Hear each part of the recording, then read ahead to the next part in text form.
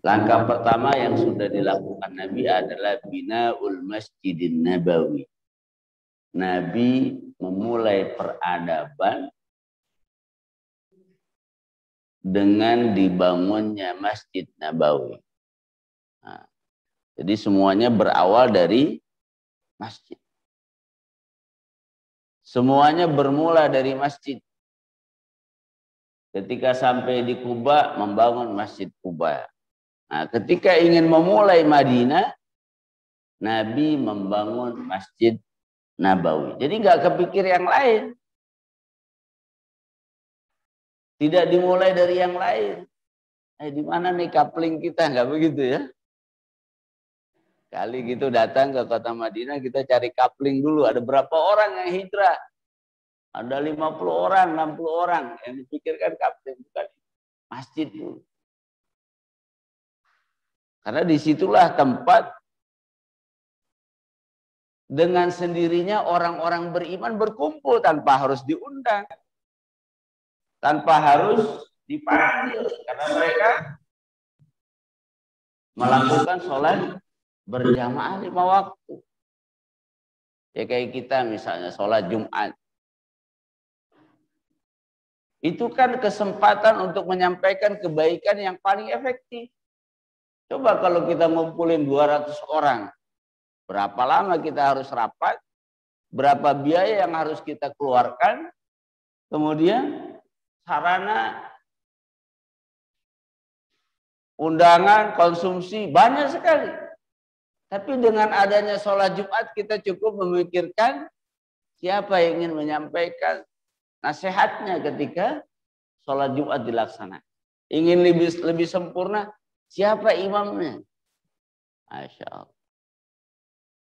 Nah itu efektivitas masjid sebagai pusat membangun peradaban. Itu sudah dicontohkan oleh Nabi. Maka kita harusnya bisa melakukan banyak hal. Sementara di sebagian yang lain, maaf, masjid itu seperti nggak ada orang. Saya pernah pergi satu tempat. Ini sudah waktunya asar, kok nggak ada yang azan. Kita mau nyalain mic begitu, kemudian azan nanti ada masalah. Betul ternyata kita udah sholat sunnah asar 4 rakaat sambil nunggu bisa sholat berjamaah. Karena kan kita pengennya sholat berjamaah. Tapi hanya kita sholat sendiri juga. Masya Allah. Padahal masjidnya bagus. Nah, sampai seperti itu. Padahal ini adalah media yang sangat luar biasa untuk membangun sesuatu yang baru dan mulia. Itu sudah dicontohkan oleh Nabi. Kemudian yang kedua yang Nabi lakukan adalah membangun persaudaraan.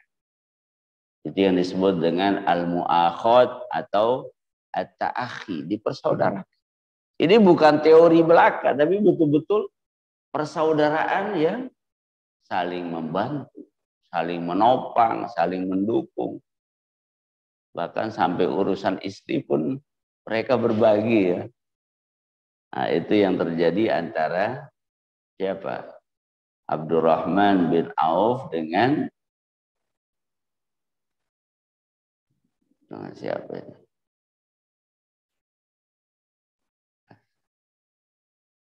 Dengan sahabat Ansornya. Di sini disebutkan akhu Rasulullah Abdurrahman wa Sa'ad bin Rabi. Jadi Abdurrahman bin Auf dipersaudarakan dengan Sa'ad bin Rabi. Nah, Sa'ad bin Rabi punya istri lebih dari 1, 2. Akhirnya dia sampaikan, wahai Abdurrahman bin Auf, lihat. Nah, lihat. Saya punya 2 istri. Nah, kamu lihat mana yang paling cantik. Nah, silakan kamu sampaikan ke saya, nanti saya ceraikan. Setelah iddahnya selesai, kamu nikah. Dan itu betul terjadi. Betul terjadi, saking luar biasanya. Makanya sahabat Muhajirin dan Ansor itu dipuji oleh Allah Subhanahu wa taala. Ada ungkapan yang sangat luar biasa yang disebutkan dalam Al-Qur'an, wa yu'thiruna ala anfusihim walau kana bihim khasasah. Wa yu'thirun isar. Nah, kita sering dengar itu kata isar. Isar itu mendahulukan orang lain meskipun dianya butuh. Dia butuh. Kan kita sering dengar tuh cerita ada orang nabung bertahun-tahun ingin berangkat umroh. Ternyata ada orang yang butuh dengan sejumlah uang itu. Dia dahulukan. Ketika itu sudah muncul dari hati nurani yang paling dalam. Yakin itu bisa lebih. Wa yu'thiruna ala anfusihim walau kana bihim khasas. Walaupun dianya sendiri punya kebutuhan. Hidupnya belum sempurna 100%. Tapi keinginan untuk berbagi itu ada dalam diri. Dan saya pernah menyampaikan, surga yang luar biasa itu memang untuk orang yang punya gaya hidup luar biasa. Apa diantaranya? Dia berbagi bukan hanya dikala senang, tapi dikala susah. Karena itu yang dipuji dalam Al-Quran. Alladzina yunfiquna fis-sarra'i. Itu luar biasa. Luar biasa hebatnya Islam. Kalau berbagi dikala senang, udah biasa. Ada orang ketika filantropinya itu sampai sekian miliar, sekian triliun. Ya, karena memang apa yang mereka punya lebih dari itu. Bahkan kadang-kadang di balik itu ada maksud yang lain. Tapi orang-orang beriman dimintanya itu dikala senang dan dikala susah. Itu persaudaraan yang luar biasa. Sampai dipuji dalam Al-Quran antara sahabat Muhajirin dan Ansar. Kemudian yang ketiga adalah dibangun dengan nilai-nilai spiritual yang mulia. Kemarin yang kita sebutkan bagaimana Nabi menyampaikan kalimat-kalimatnya yang kemudian di dalam hukum itu disebut dengan hadis. Di dalam perjalanan umat berikutnya disebut dengan hadis. Sandaran kedua setelah Al-Quran. Nah, di situ nasihat-nasihat yang mulia, nasihat-nasihat yang luar biasa Nabi sampaikan. Dan itu tidak ada lain wahyu dari Allah. Misalnya, irhamu man fil ardi yarhamkum man fis sama. Sayangi yang di bumi, yang di langit akan menyayangi. Itu kan nilai-nilai begitu tidak ada awalnya. Karena bangsa Arab pada saat itu termasuk di Madinah, mereka cenderung fanatisme kelompok, suku. Sukanya perang.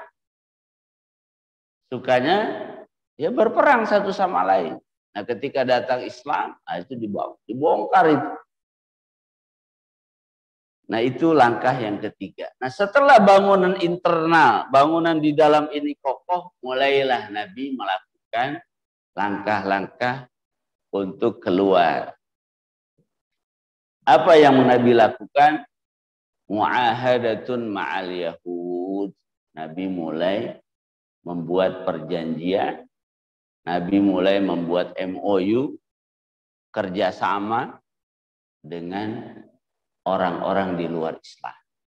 Jadi setelah bangunan Islam ini kokoh, di dalam ini kuat, persatuannya sudah tidak dikhawatirkan, kan jadi diperhitungkan. Kita kalau mau buat perjanjian dalam kondisi lemah di bawah, apa yang terjadi? Ya, perjanjian itu hanya akan merugikan. Tapi ketika kita sudah kokoh di dalam, kekuatannya luar biasa, sementara orang-orang di luar Islam, walaupun banyak, tapi kan mereka berkelompok, kecil-kecil. Nah, Nabi mulai membangun kerjasama dengan membuat perjanjian-perjanjian. Ya, kalau di kita kan banyak begitu ya. Kalau perguruan tinggi ada kerjasama dengan lembaga-lembaga, kantor-kantor seperti itu. Apalagi sekarang ya eranya era bersinergi, berkolaborasi, karena nggak mungkin kita melakukannya sendiri. Nggak bisa dari hulu ke hilir kita lakukan semuanya. Nah, itu sudah dicontohkan oleh Nabi ketika ingin membangun peradaban di Madinah. Di sini disebutkan Ba'da an hajaron Nabi ilal Madinah. Setelah Nabi hijrah dari kota Mekah ke kota Madinah. Ini persis setelah peristiwa Isra Mi'raj kan? Setelah peristiwa apa? Meninggalnya Khadijah, meninggalnya Abu Talib, kekuatan Nabi berkurang. Kemudian dizolimi, ditindas, hijrah ke Taif tidak diterima. Kemudian Nabi dihibur dengan peristiwa Isra Mi'raj. Setelah itu kemudian ada perintah.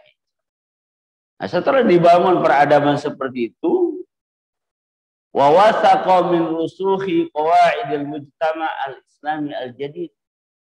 Umat Islam termasuk Nabi sudah semakin yakin bahwa ada prinsip-prinsip, ada qawaid, ada dasar-dasar membangun masyarakat Islam yang mulia dan yang baru. Tidak ada sebelumnya. Jadi Islam hadir dengan sesuatu yang baru. Kan biasanya kalau ada sesuatu yang baru, kita jadi semangat karena ada perubahan.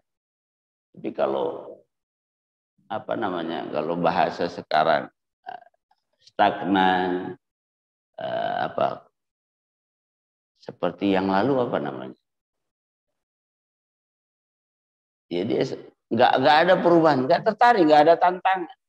Tapi ketika sudah semakin yakin ada sesuatu yang baru, Nabi sudah mulai berpikir biiqamatil wahdatil aqaidiyah was-siyasiyah wan-nizamiyah bainal muslimin. Sudah semakin kokoh akidahnya, sudah semakin kokoh aturannya, sistemnya di antara sama umat Islam. Ra'a an yaquma bitanzimi alaqatihi bighairi. Nabi sudah mulai berpikir membangun kemitraan dengan orang-orang di luar Islam. Jadi memang Islam ini hadir bukan untuk sesama muslim saja. Bukan hanya kita ini hidup bareng-bareng eksklusif, tidak. Sejak awal inklusif. Kita berada bersama yang lain. Karena itu keniscayaan adalah bagian dari sunnatullah. Ada yang beriman dan ada yang tidak beriman. Ada yang muslim, ada yang kafir. Nah, setelah kokoh bangunan itu, Nabi mulai berpikir bagaimana tanzim, mengatur, membuat sistem. Alaqatihi bighairil muslimin, membangun hubungan ala korelasi dengan orang-orang di luar Islam.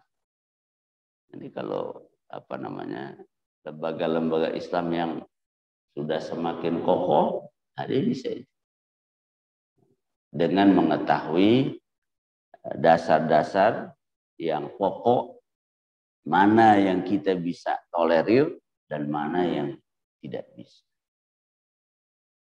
Wa kana hammuhu fi dzalika. Apa tujuan Nabi? Taufirul amni wassalam wassa'ada wal khair lil bashariyah jum'ah. Jadi berpikirnya sudah bukan hanya umat Islam. Nabi sudah berpikir untuk taufirul amni wassalam, memperluas keselamatan dan keamanan. Yang tadinya mungkin ini kekuasaan Nabi sampai di sini, bagaimana keamanan ini terus meluas. Bukan hanya dirasakan oleh komunitas umat Islam saja. Ada persaudaraan di situ, ada saling mendukung, membantu. Tapi ingin diperluas lagi. Kalau tadinya untuk muslimin, ini lil basyariyah, untuk segenap umat manusia. Jumaat semuanya. Ma'atanzimil muta'alliqah fi wifaqin wahid. Tentunya aturan itu harus dengan kesepakatan bersama. Apa yang disepakati, apa yang disetujui bersama untuk saling mendukung. Fasanna fi dzalika qawaninus simah wa tajawuz. Nah, dari situ kemudian dibuatlah qawanin, jamak dari qonun, undang-undang. Makanya kalau di Aceh itu zaman siapa dulu? Iskandar Muda itu undang-undangnya dengan bahasa Konun Aceh. Itu ada kalau kita ke Perpustakaan Nasional itu masih ada yang tulisan tangan itu. Tulisan tangan Konun Aceh gitu ya, zaman Sultan Iskandar Muda. Itu Nabi sudah buat qawaninus simah. Undang-undang saling samaha itu kan toleran. Jadi udah nggak semuanya musuh. Sesama umat Islam sudah tidak ada permusuhan, tapi ada juga ini orang lain, dia non muslim tapi dia nanti dengan perjanjian ini bukan musuh lagi. Saling menjaga, saling toleran. Lam ta'had fi alamin mali bitta'assub wa taghali. Yang sebelumnya nggak pernah ada pada masyarakat Arab saat itu. Karena yang ada pada mereka pokoknya orang luar itu musuh. Orang luar itu harus ditundukkan. Suku yang lain, kabilah yang lain itu harus dikalahkan kalau kita mau hidup. Mirip dengan hukum rimba kan. Siapa yang kuat dia yang menang. Terus sekarang katanya di apa namanya? Di online ya. Itu luar biasa katanya. Siapa yang kuat memakan ya. Udah nggak ada etika di situ ya. Nah ini Nabi ingin membangun, ingin mengubah masyarakat Arab saat itu yang tadinya sudah membayangkan. Pokoknya orang di luar itu musuh. Orang di luar itu adalah orang yang harus kita kalahkan. Kalau kita nggak kalahkan, dia akan mengalahkan kita. Nah itu ingin dirubah oleh Nabi dengan perjanjian yang menghilangkan itu. Bahwa ternyata orang lain itu adalah mitra kita. Orang lain itu bukan musuh. Orang lain itu kita bisa bekerja sama. Apa yang kita tidak punya, dia punya, kita bisa gunakan. Apa yang dia punya, kita enggak. Begitu. Nah, itu mengubah mindset ya. Nah, itu biasanya tidak mudah. Karena yang sudah ada berpuluh-puluh tahun secara turun-temurun di kepala mereka ya begini. Untuk mengubah itu membutuhkan upaya yang besar dan membutuhkan bukti. Nah, komunitas mana yang pertama kali Nabi ajak kerjasama dengan membuat perjanjian? Di sini dijelaskan wa aqrabu man kana yujawirul Madinah min ghairi muslimin humul ya. Komunitas yang paling dekat dengan Madinah di mana Nabi dan para sahabat berada di dalamnya itu adalah komunitas Yahudi yang mereka tidak beriman kepada Allah.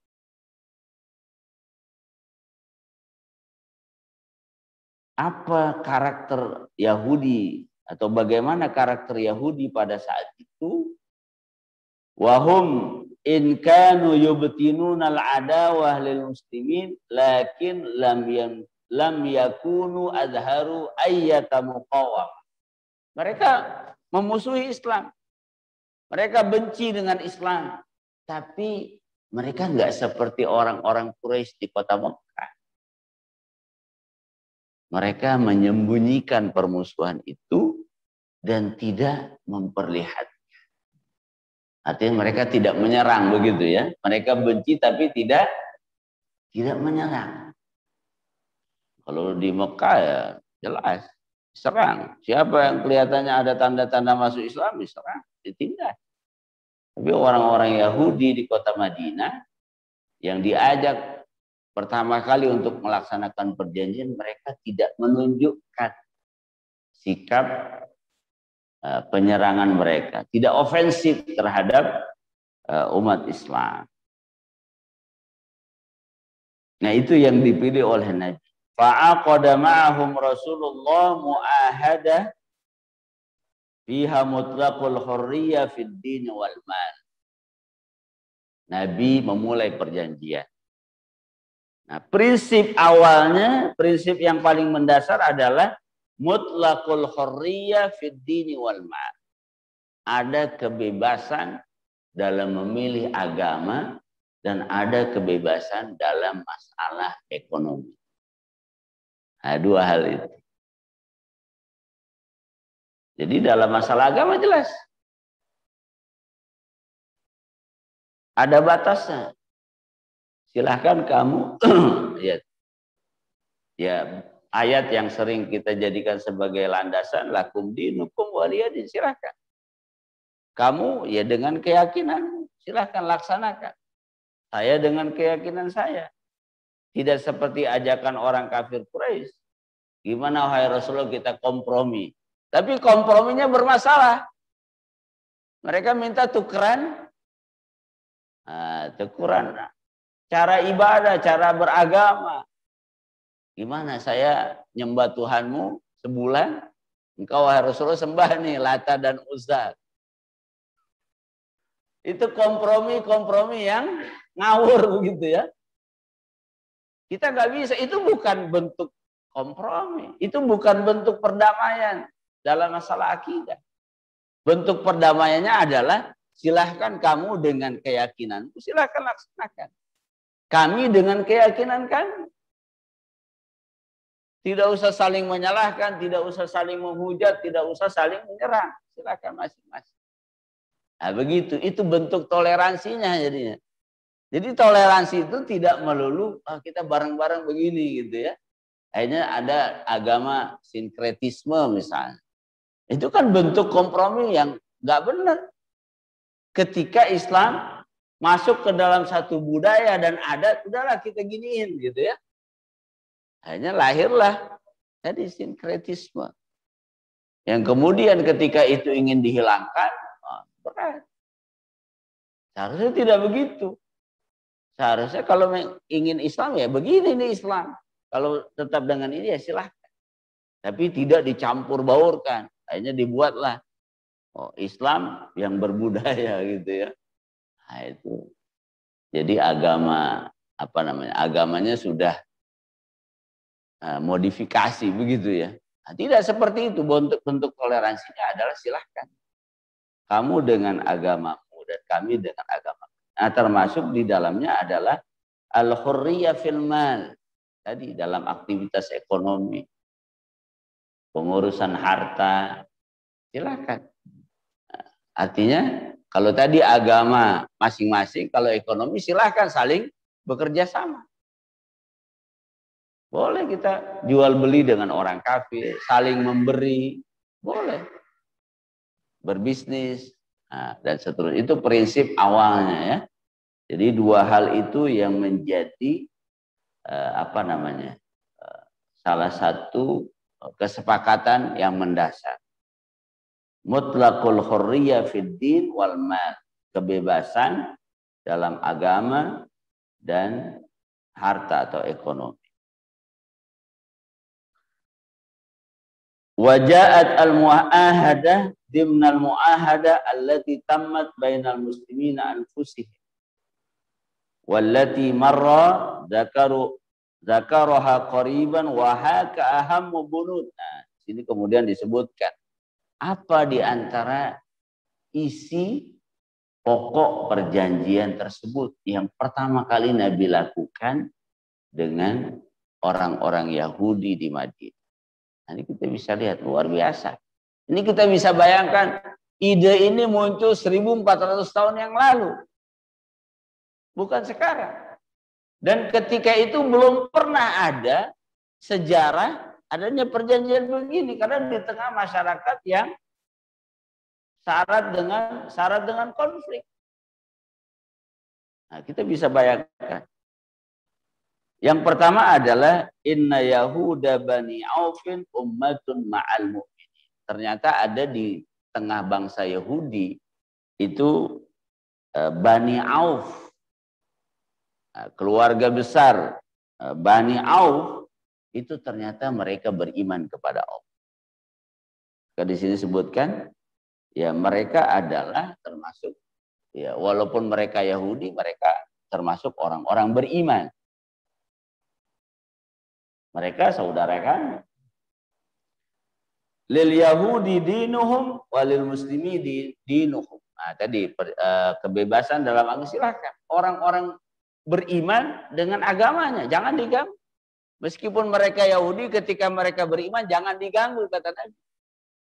Silakan mereka tetap tinggal di komunitas Yahudi, tapi mereka berikan kebebasan untuk melaksanakan agama. Ini luar biasa. Nabi ingin mendapatkan jaminan, tolong saudara kami yang ada di sana jangan diganggu. Karena hebat tuh begitu ya. Bukan hanya yang ada bersama kami. Tolong saudara kami yang ada di sana, dia beriman, jangan diganggu. Lil muslimina dinuhum, biarkan orang Islam menjalankan agamanya. Kalau kita kan tidak. Di zaman modern aja tidak. Oke, mungkin di negara yang mayoritas muslim berikan mereka kebebasan beragama. Tapi tidak di tempat-tempat yang lain. Dan dengan model negara ini kita tidak bisa saling intervensi. Tapi bagaimana Nabi ingin menembus batas itu. Yang tadinya, taruhlah masing-masing kabilah itu seperti negara-negara kecil. Nabi ingin ubah, wahai bangsa Yahudi, tolong orang beriman dari Bani Auf yang ada di tengah kalian, mereka adalah orang-orang beriman. Biarkan mereka melaksanakan agamanya. Ini kan hebat. Jadi ingin menjamin orang beriman yang ada di luar komunitas bersama Nabi. Itu hebat. Nah, lil Yahudi dinuhum walil muslimin. Silakan orang Yahudi ya yang tinggal di sana ingin melaksanakan agamanya, silakan. Kemudian orang-orang beriman yang ada di tengah kalian jangan diganggu. Nah, seperti itu. Ini luar biasa. Kemudian untuk urusan kebutuhan, wa inna 'alal yahudi nafaqatuhum wa 'alal muslimina nafaqatuhum. Ya masing-masing untuk kebutuhan nafkahnya, kebutuhan belanjanya, kebutuhan ekonominya ya masing-masing, silakan. Jadi tidak menjadi tanggung jawab misalnya Nabi harus mengurus mereka, silakan masing-masing. Jadi dalam masalah agama berikan kebebasan, dalam masalah ekonomi masing-masing tanggung jawab, gitu ya. Masing-masing bertanggung jawab. Itu dua hal itu masing-masing. Kemudian yang ketiga, nah ini yang mulai harus saling membantu. Wa inna bainahum an-nasra ala man haraba ahla hadhihi sahifah. Nah, ini yang hebat. Dengan perjanjian ini, bainahum an-nasr, di antara kita ini harus ada pembelaan, harus ada saling membantu, mendukung ketika ada kelompok luar yang menyerang. Jadi ketika orang Yahudi diserang, yang sudah mengadakan perjanjian dengan orang beriman, kami akan membela. Kami akan ikut menyerang musuhnya itu. Termasuk kalian, ketika kami diserang, oh kalian jangan ikut kerjasama. Jangan sampai ikut kerjasama dengan yang menyerang. Tapi bantu kami untuk menyerang musuh tersebut. Nah, ini hebat. Jadi dalam masalah militer begitu ya kira-kira ya. Tolong nanti kalau ada musuh di luar, karena ini kan Nabi kan hijrah ke Madinah ada musuh lamanya nih. Musuh latennya adalah orang-orang kafir Quraisy. Mereka kan tadinya berharap Nabi itu seperti di Taif. Ketika hijrah ke Madinah tidak diterima begitu. Ternyata oh Nabi makin lama di kota Madinah begitu kan. Kekuatannya makin besar. Nah, ini kan di sana kapan nih bisa menyerang? Kalau di Taif ya mereka berhasil itu menyampaikan kepada kepala di sana sehingga ditolak, dicaci maki, diusir begitu. Ternyata di Madinah diterima Nabi. Nah, Nabi ancang-ancang sebelum orang-orang kafir Quraisy menyerang, Nabi sudah mulai pagari. Dengan perjanjian ini nanti kalau ada yang menyerang kalian, kami ikut membela. Tapi kalau ada yang menyerang kami, kalian ikut membela. Paling tidak jangan ikut menyerang kami. Jangan ikut membantu mereka menyerang kami orang-orang beriman. Itu dalam masalah militer. Berbeda dengan masalah agama dan ekonomi tadi.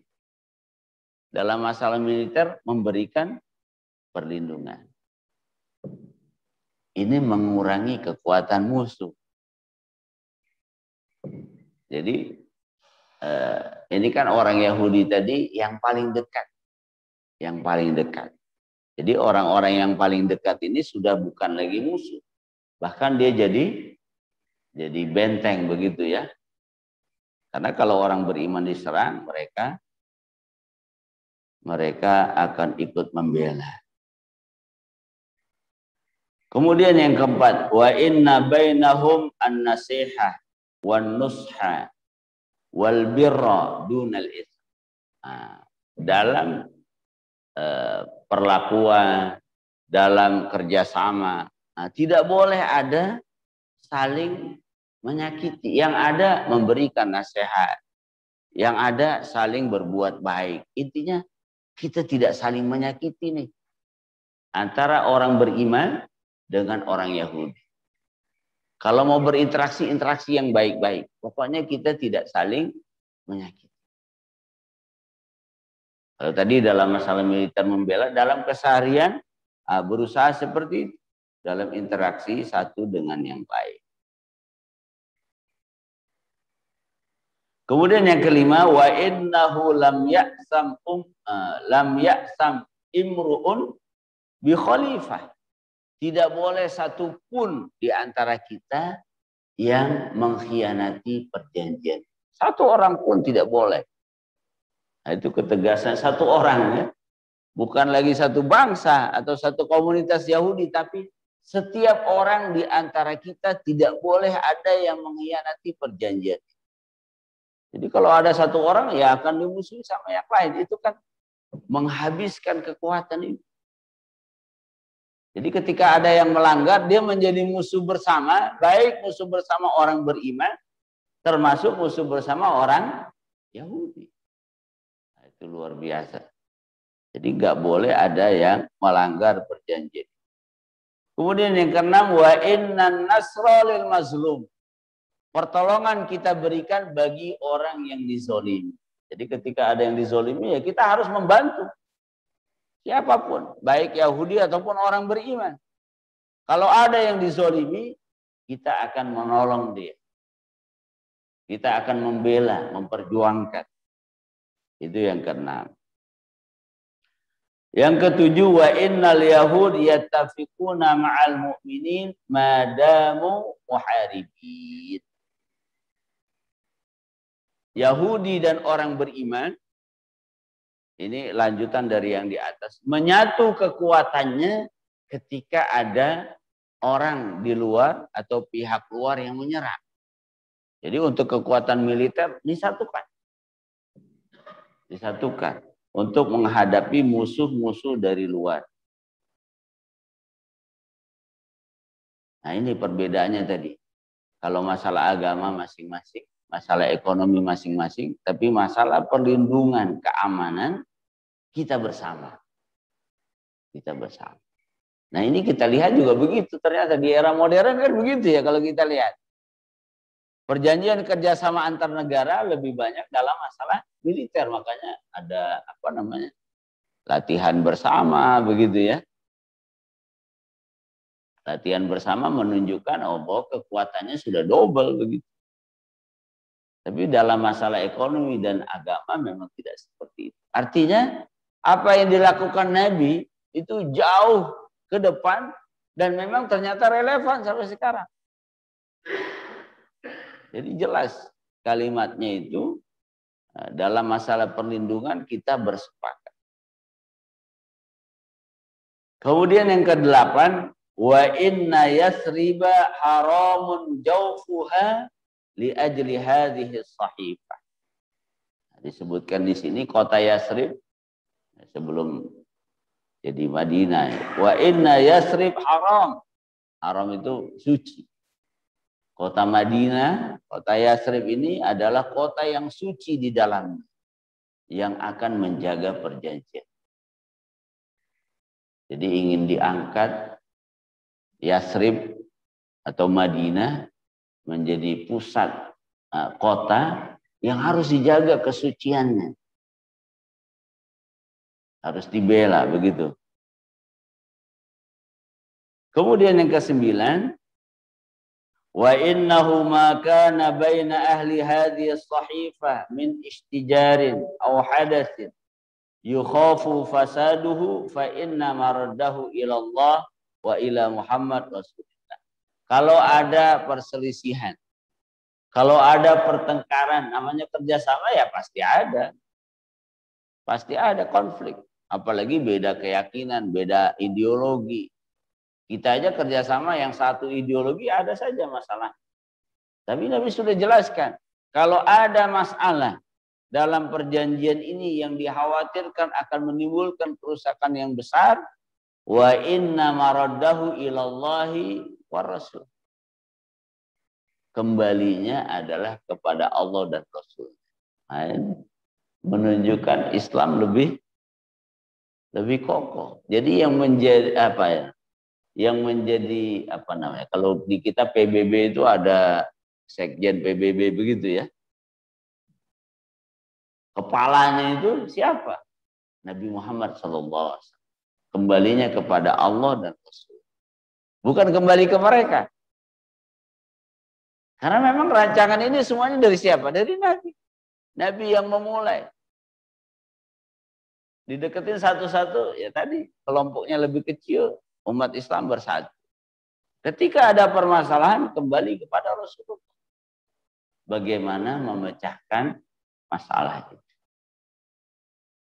Jadi samping track record Nabi adalah orang yang sangat bisa dipercaya. Bukan ujuk-ujuk begitu ya. Kita disuruh percaya orang yang rekodnya banyak berkhianat. Kan nggak mungkin. Ketika disebutkan nama Nabi, memang Nabi punya track record di atas rata-rata yang lain. Nabi tidak pernah menzolimi. Nabi tidak pernah mementingkan kepentingan individunya, keluarganya tidak. Jadi ketika itu disebutkan testimoni mereka, ya memang Nabi orang yang luar biasa. Sehingga nggak ada keberatan begitu ya. Beda kalau ini track recordnya orang yang mau apa namanya punya kepentingan sendiri, ya orang nggak setuju. Kembali kepada si fulan yang udah jelas banyak problemnya, itu jadi masalah. Tapi kalau itu orang yang terkenal kebaikannya, maka tidak ada yang menolak. Nah, termasuk ini isi perjanjiannya, ketika ada masalah kembali kepada Rasulullah. Kemudian yang ke-10, la tujaru Quraisyun wala man nasroha. Nabi sudah melihat ini Quraisy ini pasti akan suatu saat akan ngejar Nabi, kan begitu. Suatu saat mereka akan mengancam. Ya Nabi juga sudah siapkan strateginya. Di antara isi perjanjian itu, wa innahu la tujaru Quraisy. Orang-orang Quraisy tidak boleh dilindungi oleh yang membuat perjanjian ini. Termasuk orang Yahudi nggak boleh melindungi orang Quraisy. Quraisy yang tadi, Quraisy yang kafir yang ingin menyerang Nabi. Wala man nasaraha. Nggak boleh juga dilindungi orang-orang yang menolong orang-orang kafir Quraisy.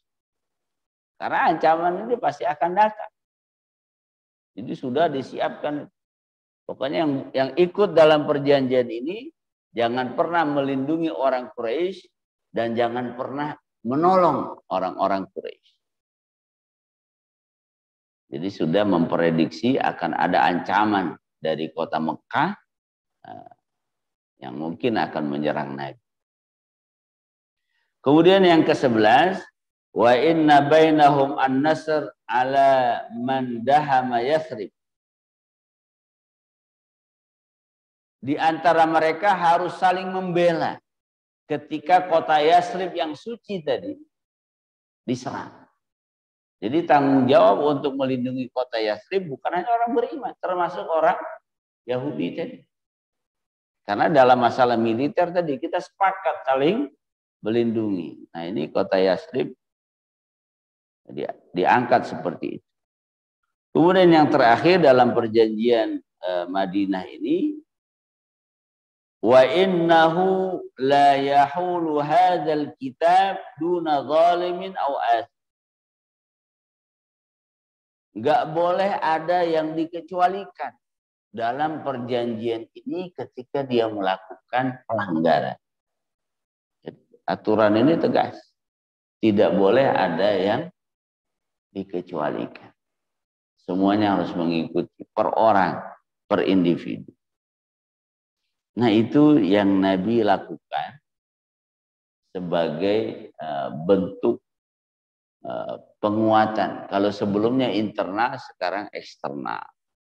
Bukan hanya sesama muslim, tapi sudah mulai dengan kekuatan non-muslim. Tapi posisi membuat perjanjian tadi, bargaining power Nabi lebih besar. Beda kalau kita buat perjanjian, posisi kita di bawah begitu. Maka perjanjiannya mungkin ada yang menguntungkan kita 2% begitu, tapi 98% untuk yang lain. Karena kita posisinya di bawah. Keuntungan kamu nanti akan dapat 1 triliun, tapi 1 triliun itu 2% misalnya. Nah, 98%-nya dibawa pulang. Itu yang terjadi. Saya dulu pernah punya dosen, alumni dari Berkeley. Dia cerita. Jadi broker-broker minyak. Nah, itu beliau cerita minyak. Broker-broker minyak itu. Dia betul-betul mementingkan kepentingan individu. Brokernya itu, dia walaupun hanya dapat 2% misalnya, tapi kan bagi dia untuk individu 2% dari berapa begitu. Ketika untuk kebutuhan ini dia 2%-nya mungkin udah 10 miliar, mungkin sudah 100 miliar begitu. Bagi dia sudah besar. Tapi pada saat yang sama 98%-nya itu dibawa untuk orang lain. Itulah rusaknya.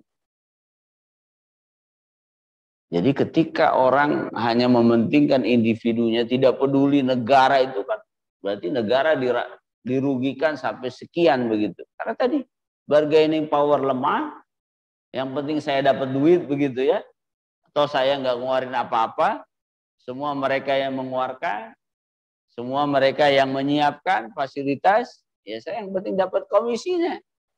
Sisanya terserah, yang rugi adalah negara itu. Ketika bargaining power rendah, perjanjian-perjanjian itu hanya merugikan. Nah, Nabi dalam perjanjian ini jelas di atas. Ketika ada perselisihan, tempat kembalinya adalah Nabi. Kemudian kota Yathrib sebagai tempat orang-orang Muhajirin dan Ansar ada di situ, itu adalah kota suci yang harus dibela. Nah, itu yang hebat dari strategi politik Nabi SAW dengan track record yang luar biasa.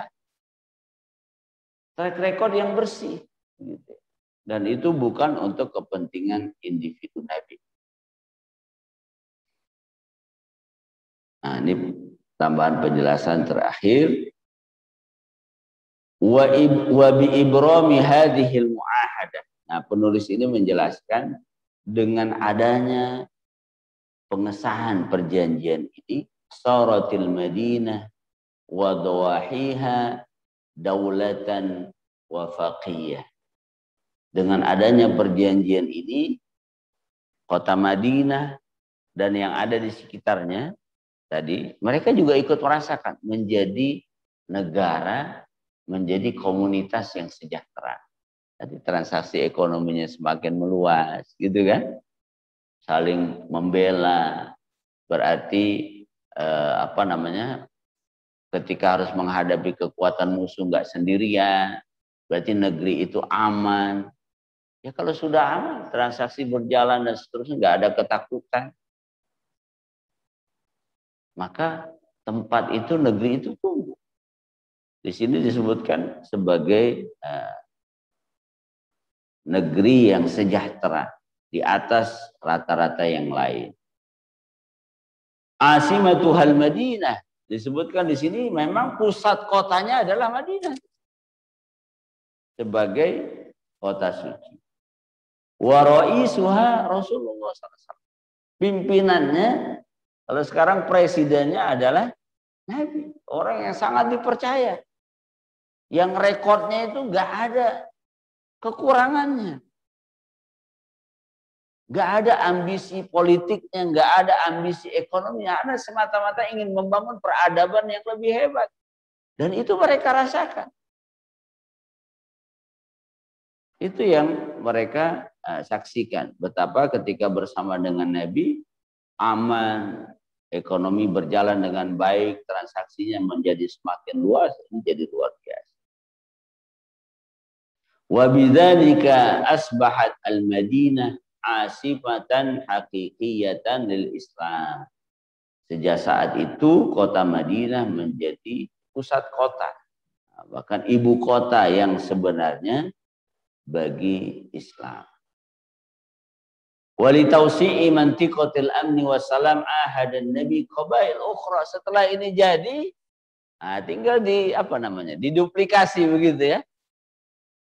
Diduplikasi dengan suku-suku yang lain. Qabail ukhra. Itu udah berjalan nih, diperluas lagi. Kan senang semua itu. Yang Yahudi juga senang. Berarti kita bisa transaksi ekonomi sampai ke sana. Yang tadinya saling serang, ternyata dia jadi sahabat kita, jadi mitra kita. Semuanya mendapatkan keuntungan. Nah, Nabi memperluas wilayah keamanannya itu, wilayah perdamaiannya. Qabail ukhra. Ke suku-suku yang lain bimisli hadhil muahadah, dengan model-model perjanjian. Masya Allah. Nah ini jamaah yang dirahmati Allah, cikal bakal bagaimana Nabi membangun kerjasama dengan suku-suku yang lain. Sebelum orang-orang Quraisy ini mengincar Nabi. Nah, Nabi sudah menyiapkan strategi yang luar biasa.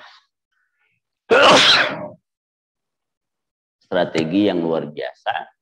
Sehingga yang melindungi umat Islam bukan hanya Nabi bersama sahabat, tapi suku-suku di sekitarnya sudah merasakan manfaatnya. Ternyata mereka bisa hidup berdamai dengan Nabi yang Muslim. Mereka tetap boleh dengan agama mereka. Bahkan mereka bisa bekerja sama dengan suku-suku yang lain yang tadinya yang ada di pikiran mereka adalah perang begitu ya. Nggak bisa kerjasama itu, hidup berdamainya susah. Kan dengan begitu ya habis anggaran hanya untuk perang. Tapi ternyata bisa kerjasama dengan baik yang akhirnya jadi Madinah menjadi pusat kota dan Nabi SAW sebagai pimpinannya saat. Mungkin ini saja jamaah dirahmati Allah. Langkah berikutnya setelah Nabi menguatkan konsolidasi internal, kemudian ada rintisan membangun kekuatan eksternal yang akan ikut melindungi orang-orang yang beriman. Sebelum ditutup, barangkali ada yang ingin menambahkan atau sharing. Ya, silakan.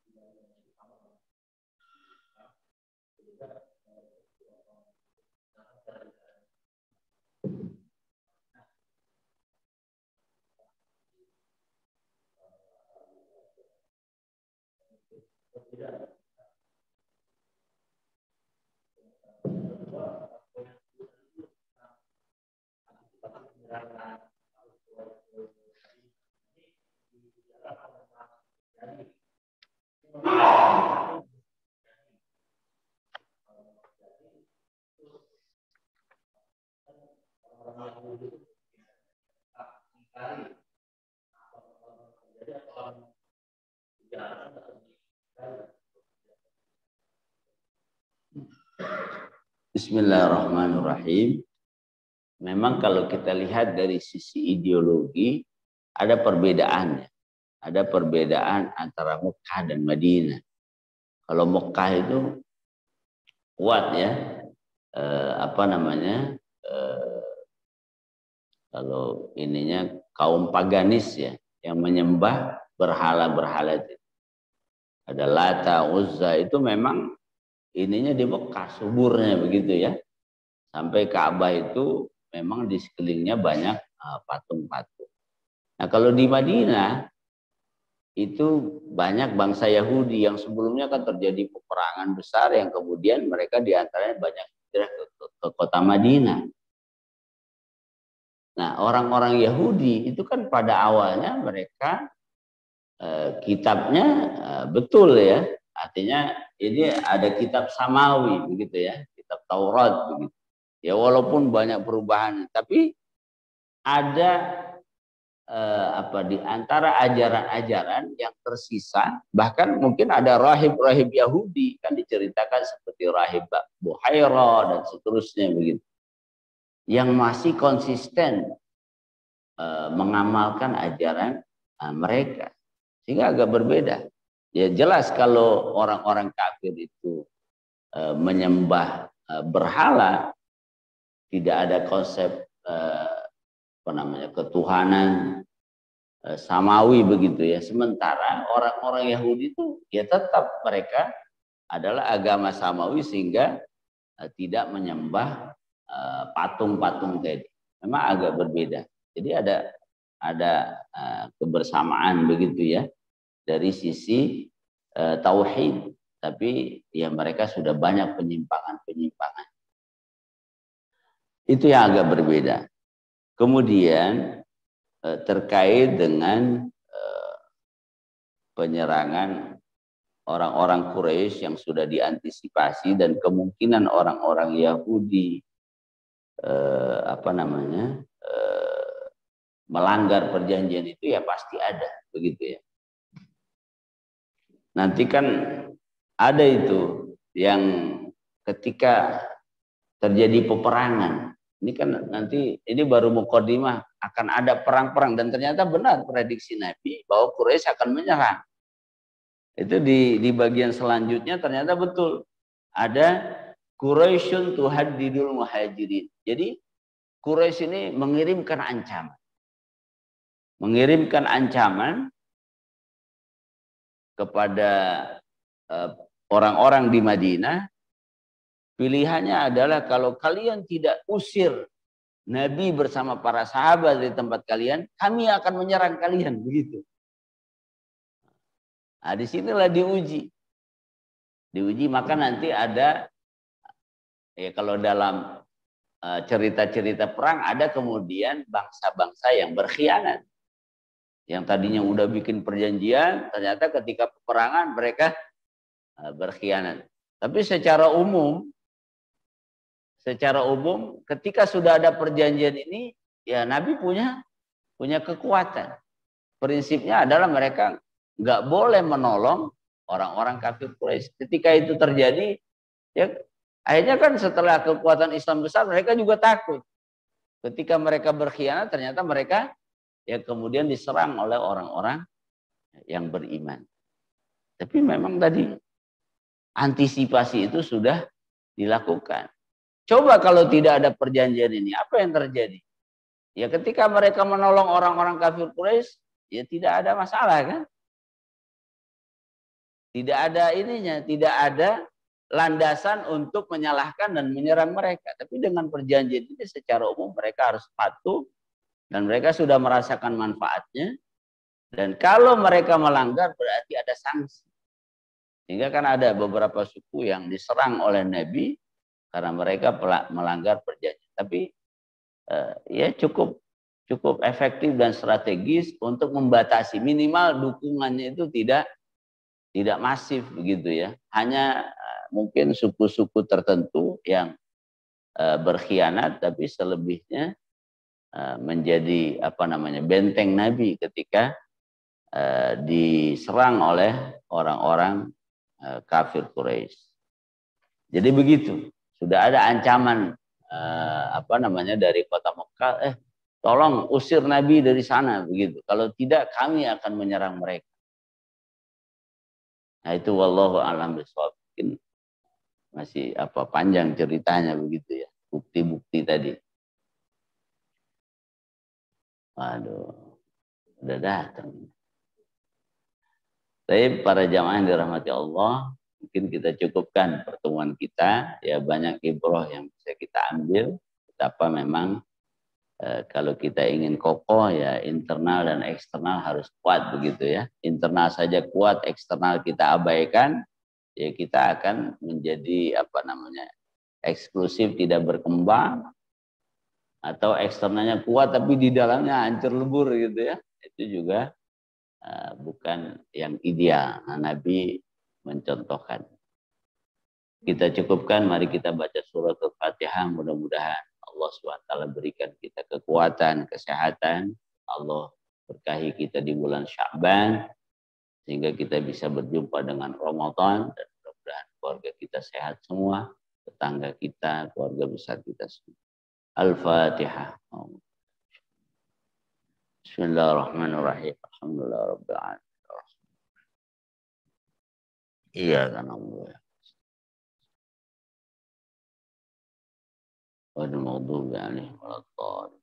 Mari kita tutup kajian kita dengan membaca Alhamdulillah. Alhamdulillahirabbil alamin. Subhanakallahumma wa bihamdika asyhadu an la ilaha illa anta astaghfiruka wa atubu ilaik. Assalamualaikum warahmatullahi wabarakatuh.